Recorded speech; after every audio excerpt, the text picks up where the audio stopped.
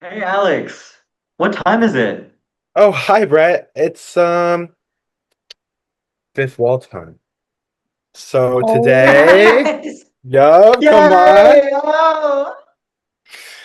Yep. Y'all see that? Fifth wall time. Guys, this is our last episode. Happy fifth wall final finale. Yes. Finale. This is our finale Season episode. finale. Well, it's a lot to This is our season handle. finale. I'm gonna cry my eyes out. I'll never be able to Low-key, I'm recover from sad. this. Like, Yeah. this is horrible. Um, I mean, in honor of this being our last episode of the semester, we're gonna talk about podcasts. Our favorite thing. And Fun. that's reflexive. Our mastery. I feel Um, destabilized. so first of all, do y'all like podcasts or what? What are you Nah, talking fam. about? Nah, I don't fam. I don't really listen to them, but they're cool, I guess. I actually do like podcasts I listen to them on the DL. on the hmm DL. I used to Me listen too. to more when I was younger. I was really into the serial story podcasts. Those were a fun time. It was a really fun format. And I liked also the one there was Welcome to Night Vale, which that one, let me explain. It was like a story serial, but it was like in the format of a news report from like a dystopian kind of town. And I thought that was really fun. Mm. I I feel like liked, oh, you go. I was just gonna say I've been since I was a kid into true crime podcasts because I have a white mother. So that's just kind of part of that. Mm. So I Wow. I listen exclusively to women podcasters because I actually cannot listen for more than maybe 10 minutes to a man speak. But no Mhm. offense, you guys, because I know these episodes run long, but Hey, no offense to the professor of this and Yeah. of to this course, Yeah, class. no. human, it doesn't well, apply to you at all. Mm. I feel like the podcast, yeah, I used to be more of a podcast listener. Actually, on topic with what we've been asked to talk about in terms of what do we think is needed socially and culturally for podcasts nowadays to succeed, definitely video. I think a podcast without a video format is like very rare. hmm On top of like, I personally pretty much only like watch podcasts. And I think a lot of that has to do with the fact that most of the podcasts I listen to now are comedic. And I feel like the comedic element, like you just have to see the body language going on, the like actual interaction. Yeah, Um, I I feel like, agree. I'm sorry, you can yeah. continue. No. Yeah. I think there's only one podcast I listen to that's not like kind of regularly, that's not comedic, and that's it's like more it's like a spiritual podcast. So yeah. Yeah, the one podcast that like I sometimes find myself listening to is called the Escaped Pod podcast, which is just people like talking about like comic book media and just like movies and stuff. And yeah, their reactions to stuff, they'll literally like if they're mad at something, they'll literally like jump up and like do something like that. And it's just very funny just to watch them have all those weird reactions. Yeah, I feel like that's related to like streamer culture too, because I wouldn't consider streamers like a podcast, but that like idea of being like clippable and like being able to jump and like be like make a GIF out of yourself, like that's like an important thing too, because that gets exposure for your podcast too, because if it's funny enough, it will become like a viral meme, and then people will be like, wait, who is that? And then they'll go and watch it. So I think it's definitely a strategy for like marketing it too, because that's like reminds me of what we watched in class with the um what's that guy's name? Trevor Noah. His like thing that was like promotion for his podcast to me because he low-key didn't really say anything in that clip. So it was like you have to go and find out what he said. Like Yeah. um She and Um, I think was oh like, I had okay, girl, give us nothing. no, literally. yeah, like just saying the same thing four times. But also with video, like in terms of like comedy ones, because those are also the ones that I've watched in recent years too. They're all like on YouTube. Like that's where it's like centered because I feel like there's no like one universalizing platform to watch podcasts on. And I feel like YouTube is the closest thing.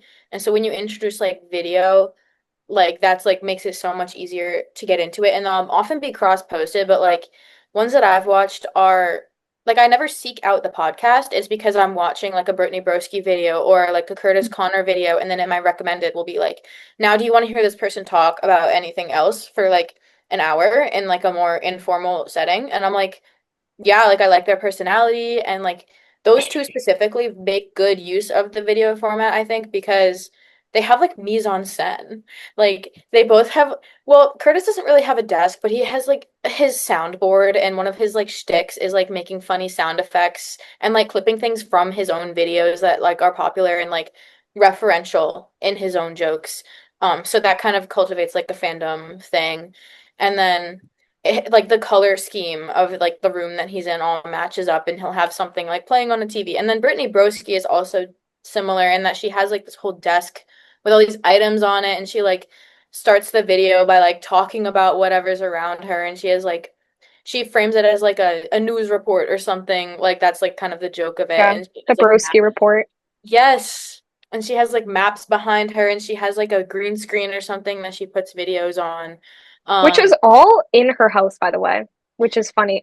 Crazy. Like Like, it's large, like it's not small. Maybe it's deceptively small. I don't know, but it seems large to me. Um, but I don't know. It's just that's so like weird because it's like she's speaking so informally. Like she literally begins her videos by like burping and farting and stuff. Don't we all? But it's like let as a if girl you like live. took her out of like her bed and put her in this like Yeah. professional like WGBH news. Like it's like so funny to watch like that because I think that's the effect she's going for. So I think I really like the ones that they make use out of the video that give me a reason to watch it rather than just like listen to it and do something else. But you also have the option to still do that. Like it's fun.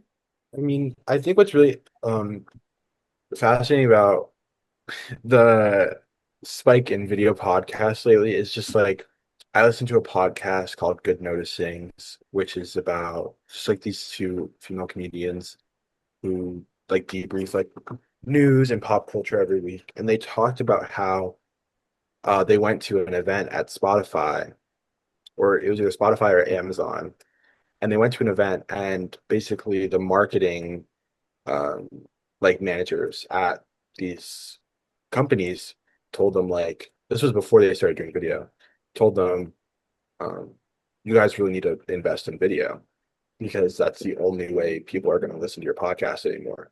People are not going to hit play on your podcast. They're going to sit down and watch you on their second or third screen, so you need to have a kind of visual component or else you're not going to keep people engaged within your content. So it's basically, it kind of touches on what we were talking about in class with attention span.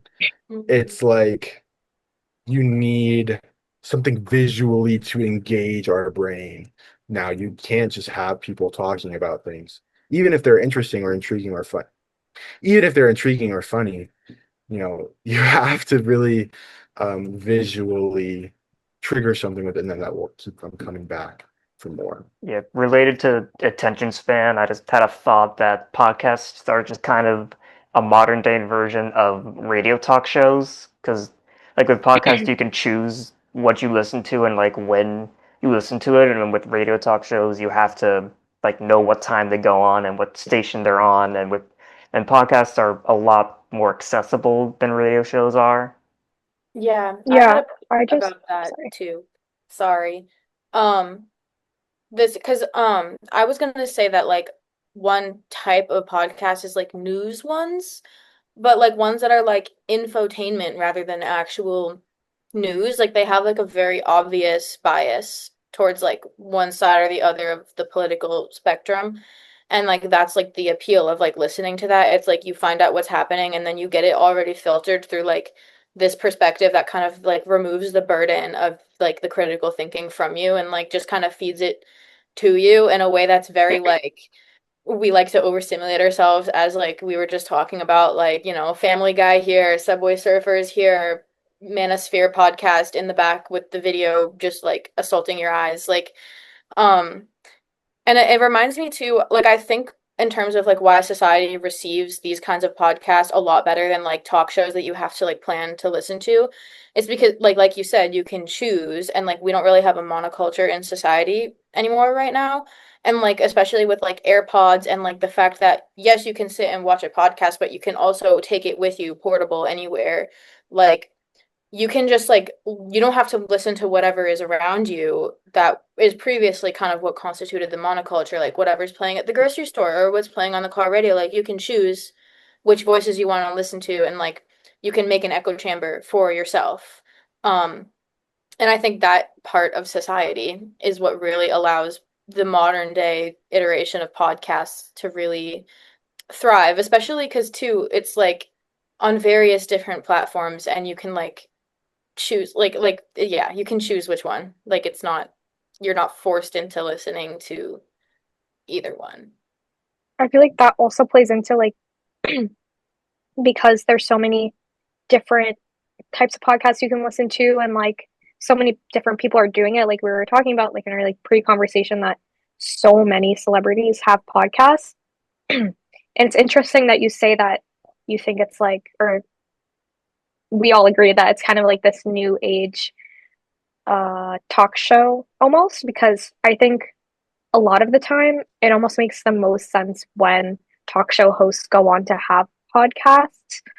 And like after their show, like Conan O'Brien has a pretty big podcast that he has a lot of, big people on, but it's very stripped back, and it's not, I mean, he's still being funny on the show obviously, but um you see kind of like more of a real Conan O'Brien, which we were also talking about. Like podcasts are kind of, there's just this preconceived notion that on a podcast is where you're going to get like the really like juicy information, like the behind the scenes, which makes it self-reflexive within itself.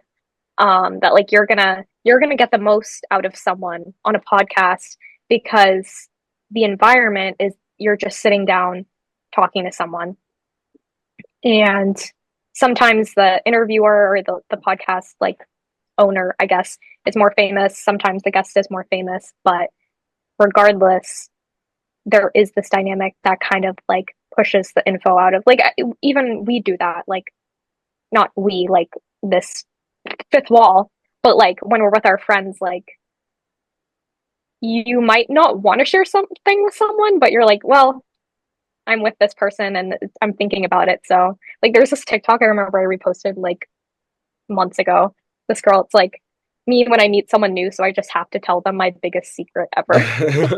Yeah, like compulsive oversharing, like just Yeah. and there's something about like a microphone being in front of you too. Like I've never been like on a podcast set, but I imagine it must be like a totally different experience than we have like viewing, because it's like you're there, it's like a more isolated format. Like you have no like it's not like there's a studio audience in front of you really. Like you can't see the people that are listening to you and they won't even listen to you in real time usually. So it's like it feels like so isolated to that moment and you don't consider like the output as much. Like I know that sometimes I definitely get that way even with this. Like I forget everything that I say immediately after I say it. Um, actually, one thing that I think would be Riveting. riveting to talk about I would called it. be kind of like it's almost the way that there was recently like a reckoning for podcast hosts who kind of parade themselves as influence or as interviewers or journalists. Like recently Hmm. we saw a lot of backlash against Alex Cooper from Call Her Daddy, Jake Shane from Therapists. Like you see these people who are known for now being a part of the celebrity PR circuit. Like if you're going to go release an album or a movie or a TV show, you're going to go on Jake Shane, especially if you're like a straight guy with teenage girl fans or a girl with gay guy fans or, someone who's just trying to revitalize their career for the modern TikTok audience. You go on therapists. But if you're someone with a primarily straight female audience, you go on Call Her Daddy. And these interviewers are not people who are looking to do hard-hitting journalism. They're here to do fluff pieces that are, made to boost the appearance of the celebrity that they are interviewing in that moment. Like think about Call Her Daddy interviewing Kamala Harris. That wasn't a conversation that was meant to bring like real journalistic integrity. And it's not intention, that's not the intention either, but it is like these are podcasts who are not journalists who are being given platforms to some of the most powerful people, like Theo Vaughn, I think is his name, who did the Trump podcast, or Joe Rogan. Like these are not people who have actual journalistic experience who are now going on to be propped up as journalists. And I think that's kind of what we're talking about with like the danger of podcasting. It's like you can be fed all of this through just a click of the button, and you don't have to do any research of your own because it's just there for you. And you just assume, well, if they have a podcast, they know what they're talking about. If they have these guests, they know what they're talking about. It's like, I feel like Call Her Daddy, though, I would push back, I think, a little bit and say Alex Cooper is more of a journalist than a lot. Not that she is a journalist, but I'd say she falls closer to that category than a lot of other podcasters. Like Jake Shane, I know. I just looked up because I knew she went to BU. She has a degree in film and television. So she has some sort of media training and background.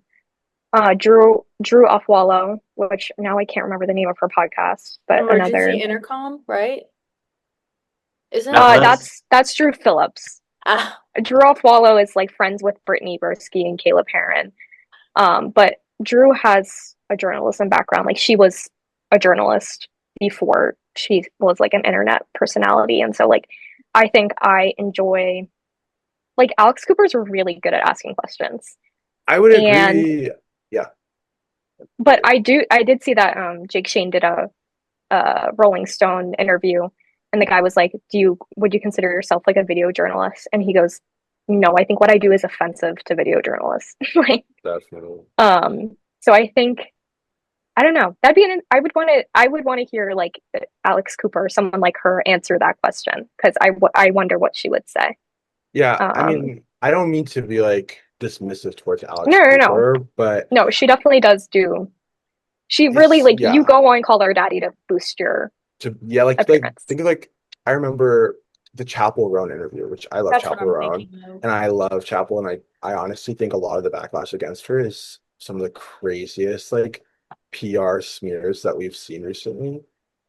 And there were genuine questions to be asked to her and genuine questions to follow up with that a journalist 20, 30 years ago would have asked her, who they're just not interested in asking those kind of hard-hitting questions anymore, which I think there's good in that and there's bad in that. Like someone like Diane Sawyer, or I don't what's the woman's name who used to do did the Britney interview and the I know who you're talking about.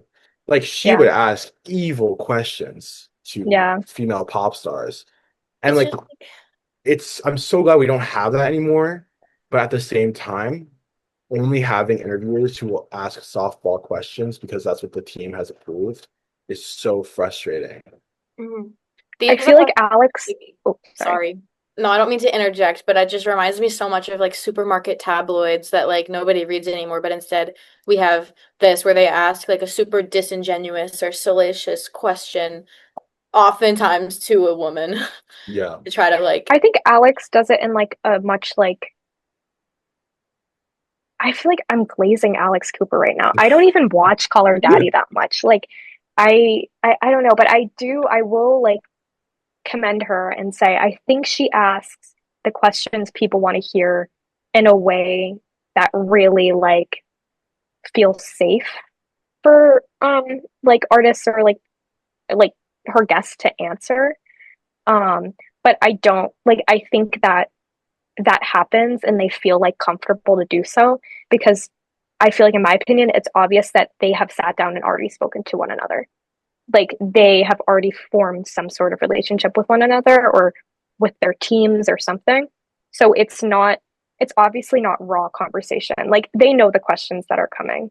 Like Chapel Roan knew the questions that she was going to be asked. Kamala Harris obviously knew the questions she was going to be asked. Like, so you're right. Like I think that's that's the one downside I think to something like Call Her Daddy is that you feel like you're watching a pre-planned interview. Yeah. So it's like how much of this person are we actually seeing? Mhm. Like we're not seeing their except for that one moment I can think of in the Chapel Roan Call Her Daddy episode where she's talking about like just be single. Like people need to be single. And Yeah. then Alex is like, "Are you single?" And she's like, "No." And she's like, "What?" It reminds me exactly of how we were talking in class about like self-reflexivity with like mimicking the flaws of like something to make it come across as more believably raw, but then that's just as scripted, like that's scripted in. Um, 'Cause like yeah, like especially in our pre-conversation, we were talking about how like podcasts, like long form, they feel like they give you this window, perhaps even like parasocially into this figure more so than you would get in something that's more obviously artificial. But this is like more subtly artificial, I feel, because even if like a popular podcast seems very like off the dome, it's definitely scripted to some degree in a way that reminds me of something like Late Night with Jimmy Fallon, even where that, I mean, obviously these days it's very artificial seeming in comparison to a lot of things. But I mean, I feel like when I was younger, or maybe even in years past, when like the hyper reality was a little bit less hyper, like it seemed more like that window into the celebrities' like private lore about themselves, but you know that they're holding up cue cards over there. Like, Yeah. Yeah. It's Yeah. I think for me it's more so I'm not here to defend the right of or not defend the right. I'm not here to like be the last bastion for the journalists of this nation. But I will say it's like sometimes it's frustrating when there is a question that in public is so needing to be asked to someone, and then the interviewer, because of obviously modern day press, will not ask it. Like, I think what triggered me, what kind of like upset me about Call Her Daddy was like when she interviewed Katy Perry after the release of 143 and did not ask her about working with Dr. Luke again after the Mm, sexual assault hmm. allegations, Yeah. or not even That's like allegations. problematic. Yeah, so it's like it's frustrating to see, especially because the interview was like right after the release of the album. It's like it's frustrating to see a question that everyone is wondering, what is your damn issue? Like, why would you Yeah. do that?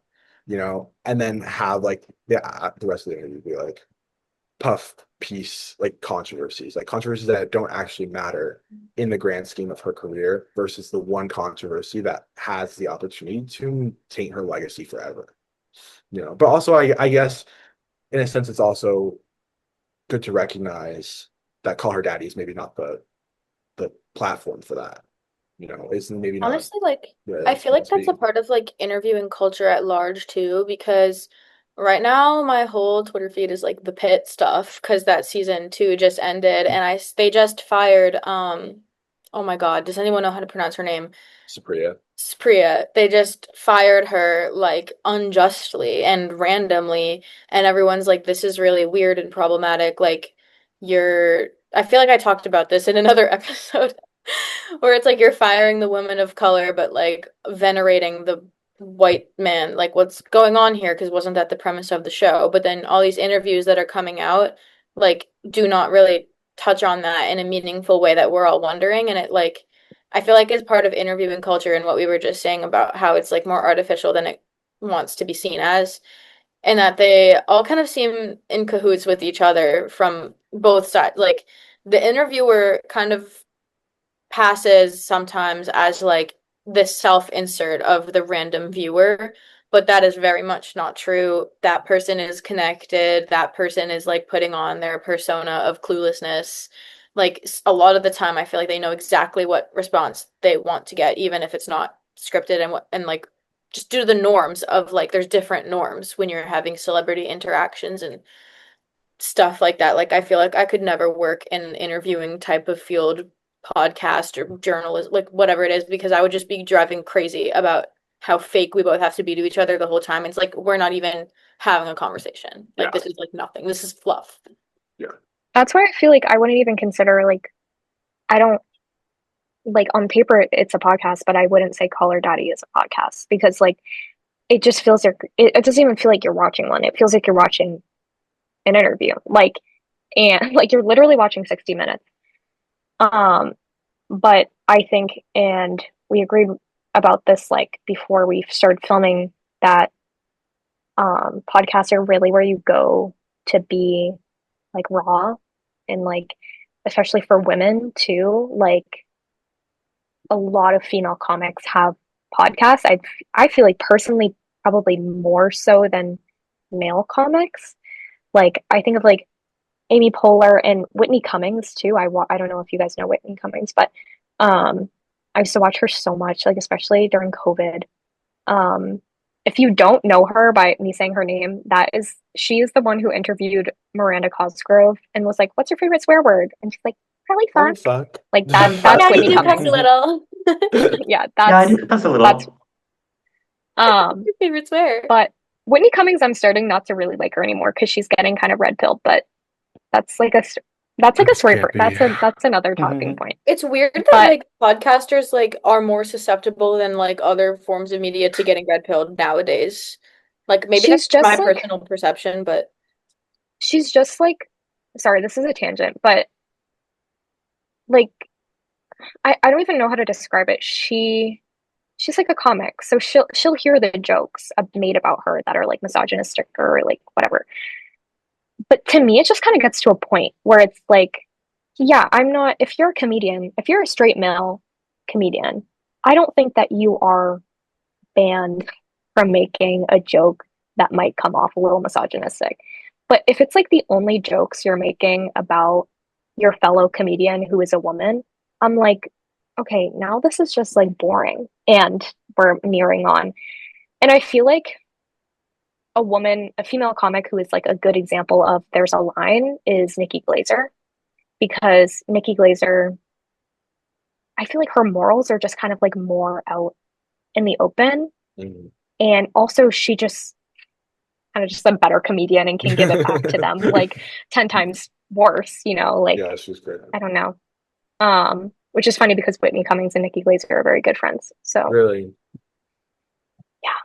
but I think that's like and we were talking about before too, like especially for female comedians or actresses, so much of their lives are performing, not just like on camera, but in spaces where they're not supposed to be or shouldn't have to feel the need to perform.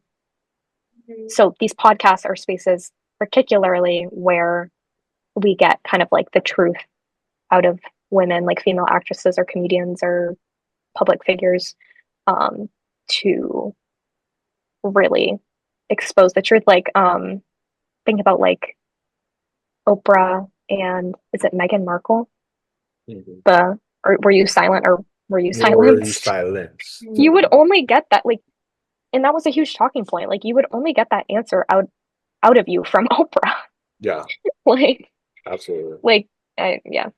I feel like there's like I would not answer the unless. Oprah type of podcast, there's Ellen type of podcast, there's like TMZ type of podcast, like and then there's Wendy Williams type of podcast.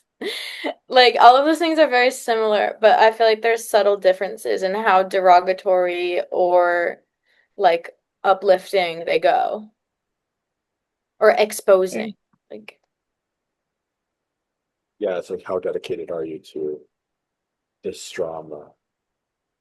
Which I guess is a little maybe like anti-feminist to be like, okay, this is where I'm gonna expose all my female counterparts. Yes. But yeah.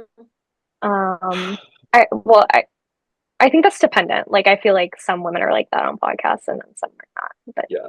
I feel like that it's not necessarily like a gendered issue only either. Like obviously there yeah, is yeah, like yeah. a paradigm, but I feel like it's like that with famous people in general too. Because I've seen so many clips of people like embarrassing and being weird to like Justin Bieber, and it's something about like if you're an actor or a famous person in general, especially a child and especially a woman, like the media will try to embarrass you and get to you when you're more perceived as more exploitable. Like you'll give more up. Like you'll mistake where you should be artificial for where you can be vulnerable, and then they'll exploit that vulnerability.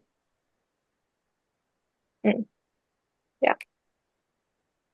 I okay, I've been waiting to speak, but the genre of podcast you guys are talking about is very different than the genre of podcast I prepared to talk about. And I was wondering if I could make a not very discreet segue. Um, Mhm. I was when I think of podcasts, I think of more so like in like disciplinary educational podcasts where it's people of the same discipline or field talking about more intellectual matters or like media in a sort of pseudo-intellectual way or maybe just intellectual. I'm thinking like maybe, and even from like a comedic standpoint, like maybe like Last Podcast on the Left, like that sort of genre of podcast. Because one of the questions that was asked of us is like, why do we engage with podcasts? Like, why are they something that we're drawn to? And I think there's like one audience that you guys are talking about where it's sort of the video podcast, interested in media drama, interviews, pop culture, sort of, and that's probably the biggest, most sort of commercial one right now, admittedly, because it's a type of media that we enjoy. But I wanted to kind of tie the medium of podcasting to like collegiate education and having being able to access conversations that feel like upper education. Because I think a lot of like the Who Arted podcast, like I think we like hearing people speak about things in a way that feels smart. One thing I'm very firm on, I talk about this in another class, is that more than ever, like intelligence is competitive, and we love to know things, but we're society right now is moving at such a quick pace because we're in like a period of acceleration where we don't have time to engage with knowledge the way that we used to. Like reading books, it's not that we don't want to do it, it's that it's too hard to fit into our schedules. So Mm. we have to use media like social media or like podcasts so that we can have either knowledge come to us in sort of a background way so that we can do our millions of other things in the meantime, or quick quick media like short form media. Mm. And I think the appeal to a lot of people for podcasting, especially maybe adults or people our age, is that it feels like we're getting clued in on elite knowledge, and it feels like we're having it feels like a college discussion. Like it sometimes the way the discourse moves in a podcast between two or more sort of, to put it blandly, smart people, it feels like you're talking to intellectuals and you're being invited into a conversation that maybe you otherwise in your life haven't been welcome to. So it's like it feels like you're learning things the way college students learn things. And that for me has always been the appeal of podcasts because I've always wanted to be somebody who knew how to talk about things.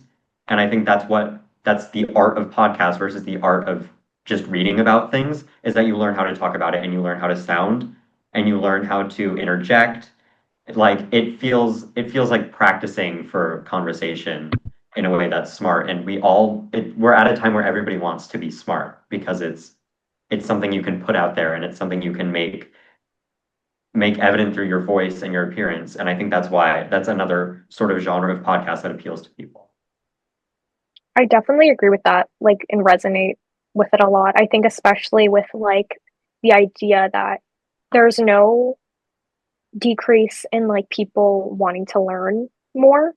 I feel like especially being on like TikTok and Instagram, I feel like my algorithm, of course it's like unique to me, but I feel like I'm definitely on a side of TikTok that's a lot more like education centered and stuff. Like thank God I don't get as much brain rot as I possibly could be. But in terms of podcasts, like I said, like the one podcast that I actually listen to, like, and not watch as often, which I think the listening component feels more intellectual because it's forcing you to pay attention. Yeah. Um, is a podcast called The Spiritual Life and it's hosted by a man named Father James Martin. He's a Jesuit priest, and he's also very famously critiqued for being a very strong LGBTQ advocate within the church. And Jesuits it's an order of the Catholic Church. I'm sure you guys know this, but they're known for being very, very educated people. And so listening to him, it's like, whoa, you're getting a very, very insightful like theological perspective. And he also has like guests on his show, like usually pretty famous people because he's so popular and well known. I'm actually reading his book right now. I'm plugging him, but it's his memoir. And it's just, yeah, like it feels like, especially as someone who was raised so with such like a loose understanding of faith, and because you can't really dive into those like academic circles unless you're like studying theology or like in the Exactly. seminary. Yeah. It feels so it almost feels like you're getting like education that you might not be supposed to be getting or something. Like you're getting a taste of something that like you really would otherwise not be exposed to, which is exactly what you're talking about. But yeah, I think too it's an interesting dynamic too, like that podcast. I really recommend it, even if you don't have to like have faith to like listen to that podcast, because he's so like accepting and like flexible with these ideas of just regular people. Like he's really good friends with Stephen Colbert, and so Stephen Colbert has been on his show, and he makes he makes you realize that like you too, even though you don't have a degree in theological studies, can have a really like valuable opinion and nuanced perspective on something as deep as spirituality, um, even if you're not active within academia. And I think seeing that those interactions he has between his guest and himself translates to this idea that you can also have that same thing in your real life outside of this podcast. Yeah, one of my favorite, this isn't a podcast, but the way it functions as like a YouTube video series, like if you turned off the video, it would work as a podcast, is Baumgartner Restoration, which is he's a fine art restorationist. And that is when I first started applying to colleges or looking at colleges, I applied for art conservation, which is like a Bachelor of Science. So obviously I didn't actually pursue that, but it was because like the conversation was stimulating in a way that you just don't get if it's not presented to you in a sort of intellectual, academic, scholarly fashion. So it's like it it sort of inspires you to think, especially because I think podcasts, because they don't have a video format, it feels like a thought.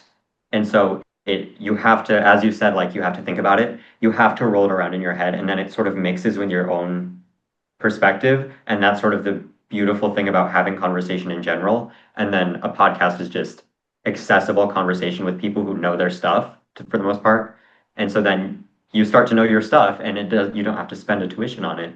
And it's just, I appreciate it for its accessibility. And I think this can extend to more knowledge than just like academic, like intellectual knowledge. Like that's one type of like social currency. But then there's also like social cues and like how to actually converse. As you were saying, like you learn how to talk about it and like what conversations are like. And I think that's important to talk about these days because of how lonely we all tend to be because of how fragmented we are. Like, I'm not talking about some loneliness epidemic The bullshit. male loneliness. That's not what I mean. I just mean in general, like we're more isolated and individual than ever. Like we have what we want, like our mindsets, media at our fingertips, so we don't have as much of an urge to like go out and talk necessarily. So I think a lot of people will watch not just podcasts, but also other types of videos like streaming that friend groups will do. Like one podcast that I wanted to bring up was Emergency Intercom. I'm not a humongous fan. I haven't really listened to it that much, but I know my perception is that that's just kind of a friend group that they like were like, whenever we talk, it's really funny, so let's record it and put it on the internet and talk about whatever internet shit, cultural shit is happening, and we'll see if people like it. And they were ended up being like super clippable, had some like, snippy things to say. Like another thing with podcasts too is that if you get something clipped from your podcast and it gets turned into a TikTok sound, that people will like make videos using your thing as a joke, like that is big for your publicity. And I feel like that's happened to like these people, and I've seen clips of them all around. They kind of got like canceled for something, as we have talked about, is like happens on the reg. But I think there's a certain amount of like parasocial like self-projection into these conversations, and that works with like you're trying to be included academically and educationally in like a sphere where you're having difficulty breaking into it. But also if you feel like outcasted from society, like you'll seek people who talk about things that you can relate to or that you find interesting, that you find stimulating and you're curious about. And then you kind of become like a piece of that fandom because that's not actually really like your real friends. It just kind of feels like it. And so I don't know. I just know that there was definitely like a fandom to come out of that. And there's fandoms of other friend groups. Like people get obsessed with like Dan and Phil. And there was like the Sister Squad, which that's more of a vlog, but Yeah. it's just kind of the precedent, I think, where people love it when people are like online friend groups, that they like feel like they are a part of it and it's like a big part of their own childhood. And that can relate to so much other types of media when it comes to nostalgia. But I think in the modern day with podcasting, like I said before, I find it very similar to streaming. And something that was very big in like 2020 when a lot of our current like cultural moment really started hitting off and like developing was like Minecraft YouTube. I was never a Minecraft YouTube fan. Disclaimer. But I was. Oh, you no didn't need to admit that, Carmen. no hate, no shade. Like proud of you. But It's okay. I was But, a like- Roblox YouTuber person. yeah, like there's Thank nothing you. there's Thank no you. Has to shame in it. happen. Like there's no shame in it. But that's something that people latched onto a lot was those friend groups, and they would be in these things called SMP. I don't know what that stands for, but they would like all play Minecraft together. She doesn't know what that stands for. I don't, bro. I don't either. don't. I don't think anyone Okay, does. I was a Minecraft YouTube watcher in like the third grade. I didn't revert back in during COVID, but Yeah, I know there a was lot like, of people did. and he's become like a Survival big multiplayer. meme thing. Let's name drop Dream. He was the big one. Let's He was not. the big one. It's okay. It's It's okay. No. Wait, what was it? He went like, The It's okay. his song, yeah, and that's oh the my thing. god, a song. Oh, what is it? I people will can't get dream. I'm I just, can't that's what the dream. You're mask not there. is. as like part of they get parasocially attached, these people, as like parts of the friend group, and because they feel included in it. And I think that set a lot of a precedent for like, oh, we want to watch just a bunch of people hang out and talk and say funny things because there's a kind of like a voyeuristic thing about it. Yeah. It's like And this is literally. super fun because it's like I get to watch you guys say funny things and then I get to also respond. It makes you feel like you're funny in return because you know that they're funny. Yeah, exactly. You're like- I've clipped me You're and like, my "Wait, friends. guys. Yeah. I've clipped me and my friends so many times, and I'll just be on my console just rewatching those clips. Mhm. And there's something that makes Yeah. you feel intelligent too about because humor is about intelligence too. And it's like, oh, you're curating what's funny. Like that's like powerful. Like you're smart, you're funny because you can point out that like this thing is funny. I feel like we talked about this in our meme video too. It is funny. Like, nope, I almost just said a bad word. it is riveting how you can tell when someone like comes from a very funny family and when someone doesn't. And I don't even know where I'm going with this, but it's just so obvious, I feel So like. we all come from a very Um, funny family. All of us, Yeah, all of us. Yeah. Yeah. except one of us, but I'm Um, not gonna say who. Gag. Um, but I forget where I was going with this, but yeah. Thank you for watching our channel and spending time with us here today. Make sure to subscribe and like the video if you had a good time, and smash that notification bell. Wait, but that's not even necessary because this is the last video. So leave a comment down below saying I will miss you. Okay. 3, 2, 1. Everybody say goodbye. Ready? 3, 2, 1. Goodbye. Goodbye. Bye.